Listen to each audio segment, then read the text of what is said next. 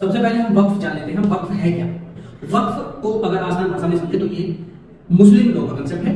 इसमें अगर कोई व्यक्ति अपनी मूवेबल या इमूवेबल प्रॉपर्टी को किसी रिलीजियस या चैरिटेबल पर्पज के लिए डोनेट करना चाहता है permanently in the name of God, तो वो प्रॉपर्टी वक्फ बन जाती है और उस प्रॉपर्टी को डोनेट करने वाला इंसान वाकिफ बन जाता है। वक्फ प्रॉपर्टी बनने के बाद इसको वापस लेने का किसी भी तरह का कोई प्रावधान नहीं है। अगर आपने एक बार कोई प्रॉपर्टी डोनेट कर दी तो आप उसको कभी भी वापस नहीं ले पाएंगे। इसीलिए कहा जाता है once a waqf always a वक्फ।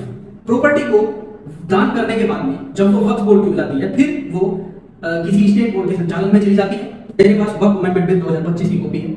इसमें कुछ मुख्य बदलावों के बारे में हम चर्चा करेंगे, जिसमें सबसे मुख्य और सबसे प्रथम बदलाव है कि जिन लोगों ने हाल फिलहाल में अपना धर्म परिवर्तन करके इस्लाम धर्म को अपनाया है किंतु उन्हें 5 वर्ष पूरे नहीं हुए हैं, वो लोग अब अपनी संपत्ति को वक्फ को दान नहीं कर पाएंगे।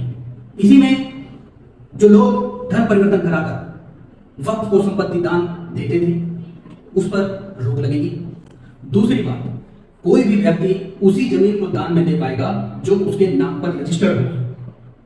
तीसरी बात, तीसरा बड़ा बदलाव, अब वक्फ अल औलाद के तहत महिलाओं को भी वक्फ जमीन का उत्तराधिकारी माना जाएगा।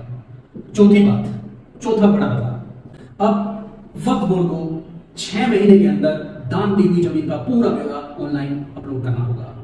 पांचवा बड़ा बदलाव यह है कि जिन सरकारी संपत्तियों का वक्फ अपना अधिकार जताता है, बताता है, उन संपत्तियों को पहले दिन से ही वक्फ संपत्ति नहीं माना जाएगा। छठा मुख्य बदलाव, केंद्रीय वक्फ परिषद में अब 2 गैर मुस्लिम व्यक्ति और 2 मुस्लिम महिलाओं को भी जगह दी जाएगी। इसके अलावा इस परिषद में सांसद और जजों का भी मुस्लिम होना अब अनिवार्य नहीं है। 7वां बड़ा बदलाव, सरकार ने अब इन दोनों मुस्लिम संप्रदायों के लिए अलग अलग वक्फ बोर्ड बनाने का भी प्रावधान इस कानून में रखा है।